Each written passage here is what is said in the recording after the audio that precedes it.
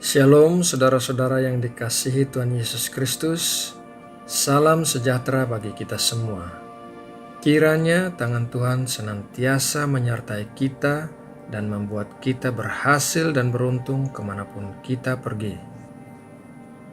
Tema renungan kali ini adalah Paskah, salah satu dari 7 hari raya yang dirayakan oleh bangsa Yahudi.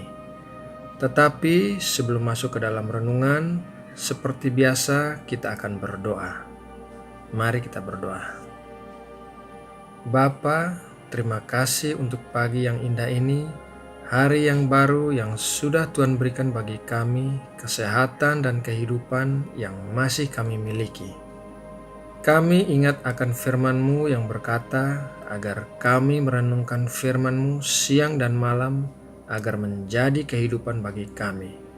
Jadi setiap pagi dan malam hari kami akan merenungkan firman-Mu.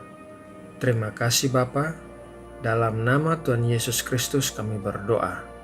Amin.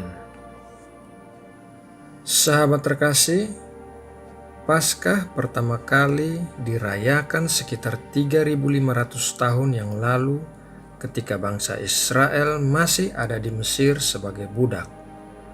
Hal ini tercatat dalam Keluaran 12 ayat 21-27. Mari kita baca ayatnya. Keluaran 12 ayat 21-27. Lalu Musa memanggil semua tua-tua Israel serta berkata kepada mereka, "Pergilah, ambillah kambing domba untuk kaummu dan sembelilah anak domba Paskah. Kemudian kamu harus mengambil seikat hisop dan mencelupkannya dalam darah yang ada dalam sebuah pasu. Dan darah itu kamu harus sapukan pada ambang atas dan pada kedua tiang pintu. Seorang pun dari kamu tidak boleh keluar pintu rumahnya sampai pagi. Dan Tuhan akan menjalani Mesir untuk menulahinya. Apabila ia melihat darah pada ambang atas dan pada kedua tiang pintu itu, maka Tuhan akan melewati pintu itu dan tidak membiarkan pemusnah masuk ke dalam rumahmu untuk menulahi. Kamu harus memegang ini sebagai ketetapan sampai selama-lamanya bagimu dan bagi anak-anakmu. Dan apabila kamu tiba di negeri yang akan diberikan Tuhan kepadamu, seperti yang difirmankannya, maka kamu harus pelihara ibadah ini.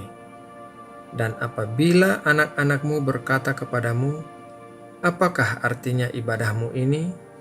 Maka haruslah kamu berkata, itulah korban Paskah bagi Tuhan yang melewati rumah-rumah orang Israel di Mesir ketika ia menulahi orang Mesir, tetapi menyelamatkan rumah-rumah kita.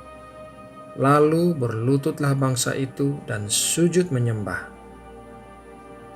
Paskah dirayakan pada hari pertama dan kedua dari 7 hari perayaan roti tidak beragi.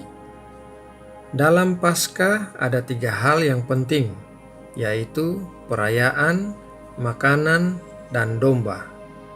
Mari kita lihat satu persatu. Yang pertama, perayaan. Keluaran 12 ayat 14 berkata, "Hari ini akan menjadi hari peringatan bagimu. Kamu harus merayakannya sebagai hari raya bagi Tuhan turun-temurun. Kamu harus merayakannya sebagai ketetapan untuk selamanya."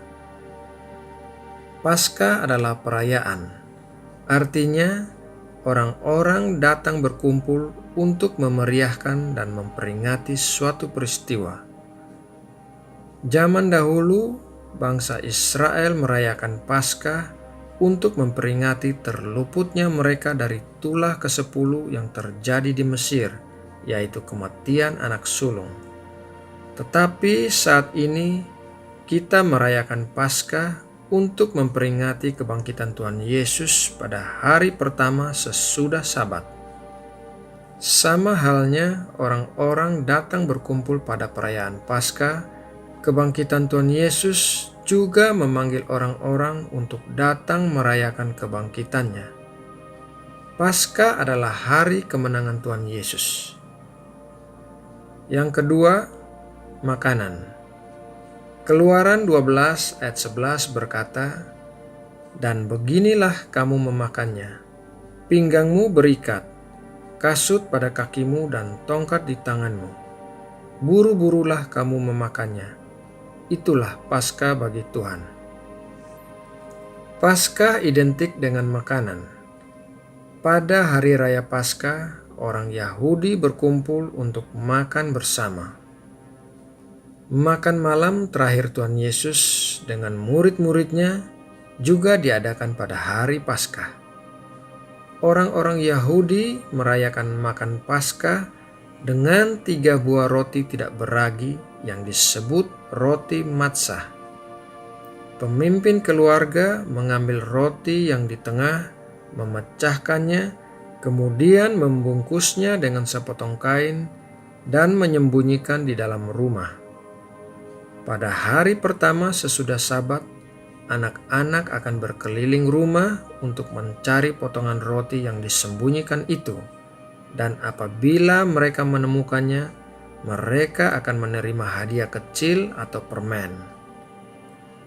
Orang Yahudi zaman dahulu mengikuti aturan makan ini sesuai dengan perintah Allah.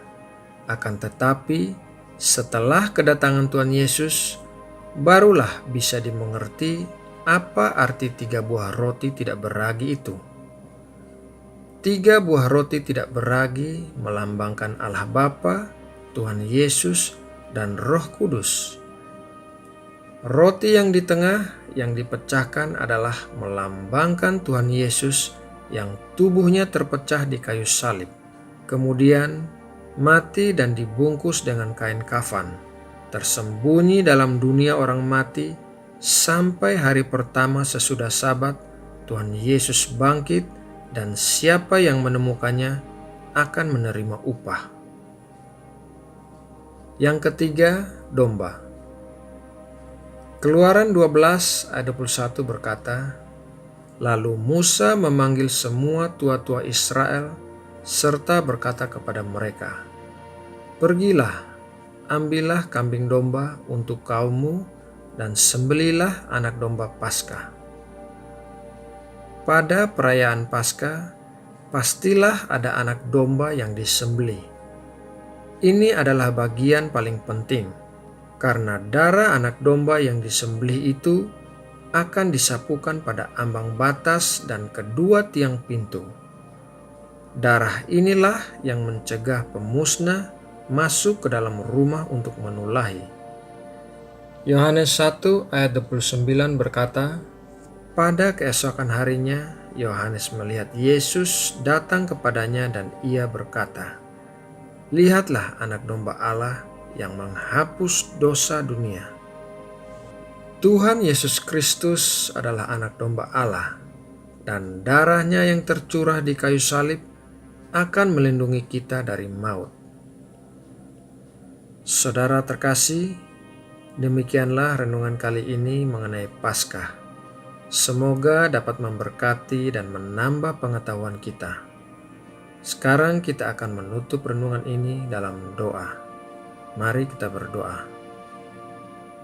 Bapa kami yang ada di sorga, terima kasih untuk anak domba Paskah yang telah disembelih bagi kami, sehingga meluputkan kami dari maut. Begitu besar kasih-Mu kepada kami, sehingga Engkau telah menyiapkan rencana penebusan-Mu bagi kami sejak dari permulaan manusia jatuh ke dalam dosa. Terima kasih Bapa. Setelah mendengarkan renungan ini, kami akan kembali pada kesibukan kami sehari-hari. Kami percaya Engkau menyertai dan melindungi kami sepanjang hari. Kami mau mendoakan anggota keluarga kami yang belum menerima anugerah keselamatan.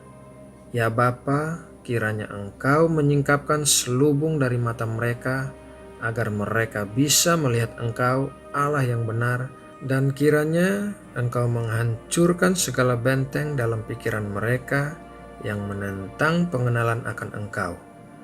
Mari Roh Kudus, kami undang campur tangan-Mu dalam keluarga kami. Kami juga mau berdoa bagi kota tempat tinggal kami dan negara kami Indonesia.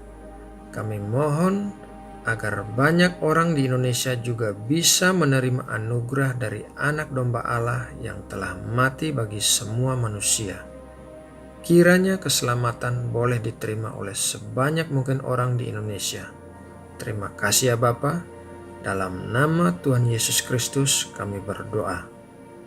Amin.